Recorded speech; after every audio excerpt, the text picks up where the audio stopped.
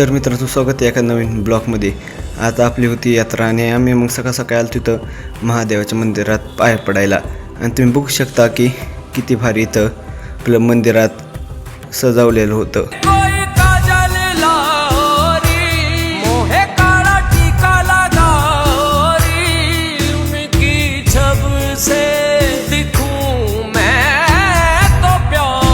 आणि तिथं पाय बिया पडून झालं आणि तुम्ही इथं बघू शकता बाहेर इथं किती भारी इथं बाहेर पण आपलं डेकोरेशन होतं केलेलं।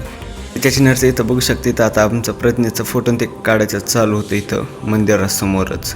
आणि त्याची नर्स आता इथं आम्ही निघालो होतो घरी जायला आणि जाताना एक दोन दुकानं आलती आणि ह्यांना काही घ्यायचं नव्हतं तरी मोकराम इथं 15 रुपयाला सगळं होतं आणि मोकराम विचारत होते की ही आहे का ती आहे का, घ्यायचं तर काही नव्हतं तरी आपलं विचारत होते।